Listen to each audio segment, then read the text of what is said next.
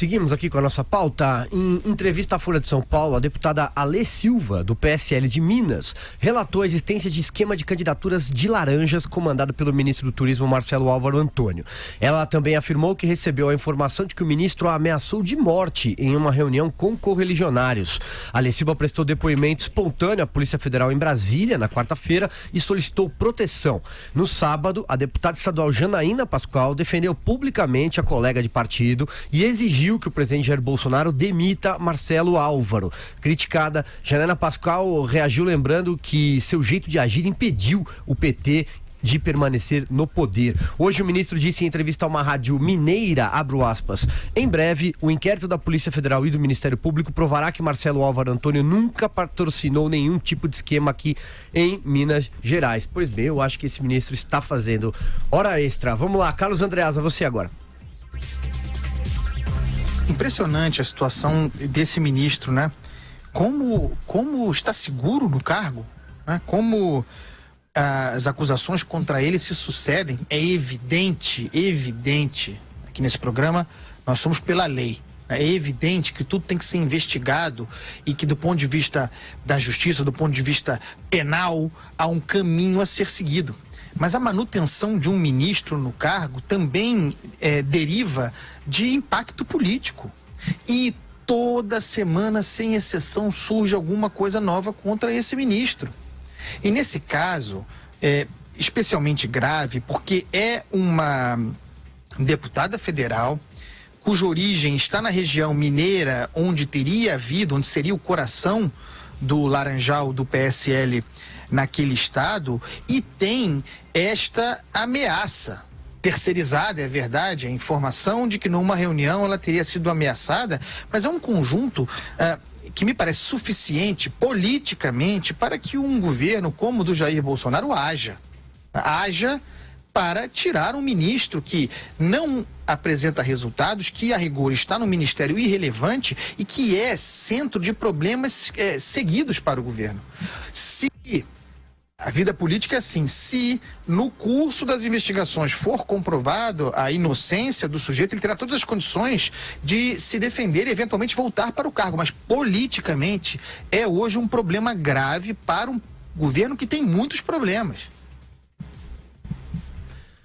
Pois bem, Vera Magalhães, eu vou fazer aqui só um adendo. Em entrevista ao jornal Estado de São Paulo, o líder do PSL na Câmara, delegado Valdir, criticou a articulação política do governo para aprovar a Previdência no Congresso. De acordo com o deputado, se a proposta for aprovada, o mérito será do presidente da Casa, Rodrigo Maia, e não do governo. O delegado também afirmou que, enquanto o presidente Jair Bolsonaro resolveu construir com Olavo de Carvalho, Maia escolheu construir com o parlamento. Olha só ampliando aqui a confusão. Pois é, você veja, Silvia, a imprensa é muito criticada, a imprensa só se preocupa com fofoca, a imprensa só pensa nas coisas ruins.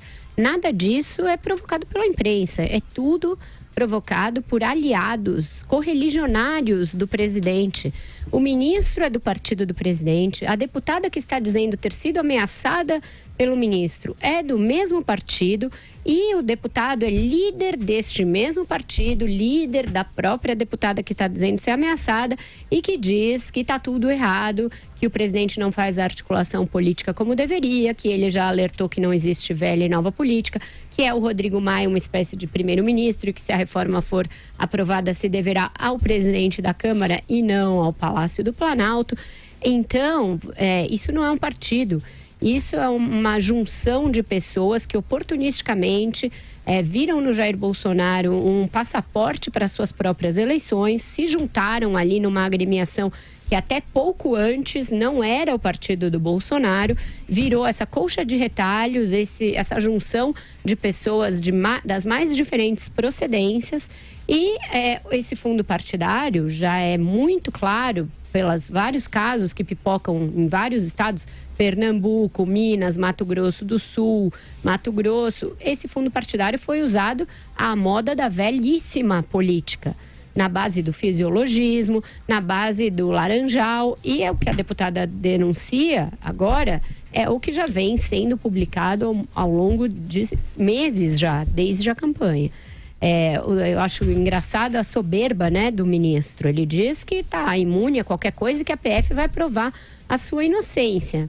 Não é isso que se tem notícia a partir do inquérito que corre por determinação do próprio Bolsonaro, aberto na PF e que está sendo tocado. Já há várias evidências de que sim, houve um laranjal no PSL, não só em Minas, mas em outros estados. Porque o presidente insiste em manter esse ministro no cargo é um dos mistérios desse governo, uma das idiosincrasias que não dá para compreender, porque não é alguém especialmente brilhante, não tem nenhum trabalho feito que justifique sua permanência e é uma fonte permanente de desgaste para o presidente. Alexandre, suas considerações. Realmente é uma dúvida que ninguém consegue entender o que mantém Marcelo Antônio no cargo, né? Ele está envolvido num escândalo muito parecido com o que gerou a queda do Gustavo Bebiano, que era um homem forte do presidente ao longo da sua campanha e depois no começo do governo, né? Que seria o Laranjal de Pernambuco. Ele caiu muito rápido, né? Com pouquíssima até oportunidade de defesa, quer dizer, entre um tweet de um dos filhos do presidente e a queda dele foram muito poucos dias, ele foi praticamente fulminado, só que cai o Gustavo Bebiano, mas Marcelo Álvaro Antônio continua no cargo, com denúncias em princípio muito parecidas e agora mais graves quando vem a denúncia da ameaça de uma testemunha, uma ameaça de morte. Então, inclusive a participação da deputada estadual Janaína Pascoal é interessante, ela do alto de seus 2 milhões de votos, a deputada com a maior votação da história do país e com toda a credibilidade e independência que marcam a trajetória da Janaína, ao ponto de a gente já começar a ouvir especulação de, será que a Janaína está forçando sua expulsão do PSL, ela quer sair porque toda hora ela... Não, mas eu acho que é coerente com a postura de como ela teve, e sempre teve desde o início. A Janaína sempre foi um espírito livre, sempre foi independente, sempre falou o que pensava, e eu acho que ela simplesmente continua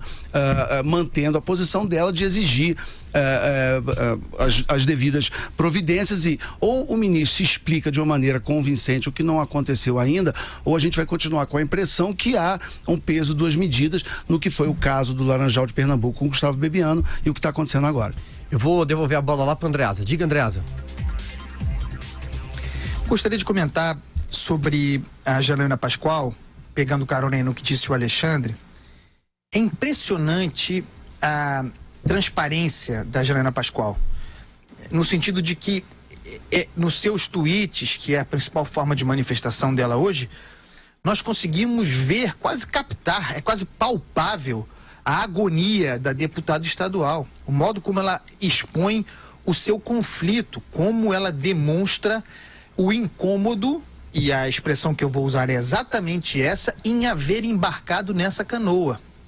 Ela aderiu ao bolsonarismo, embora com alguma prudência, não tenha aceitado ser vice-presidente. Não nos esqueçamos de que foi feito todo um esquema para que assim fosse. Ela veio à convenção do PSL aqui no Rio de Janeiro e escapou, mas se filiou a esse partido e se filiou, portanto, ao bolsonarismo a despeito de sua independência. E desde então, porque de fato, concorde ou não com ela, é preciso dar o mérito da coragem e da independência.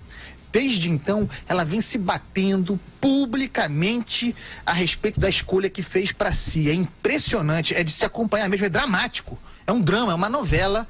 A Janaína Pascoal fazendo análise pública diariamente a respeito do que me parece um equívoco, segundo a leio nos textos dela, de haver aderido à canoa do bolsonarismo. Não sei se ela está forçando a expulsão do partido, se ela quer sair do partido, mas me parece que do bolsonarismo ela já está fora e paga o preço, porque as milícias digitais estão em cima dela.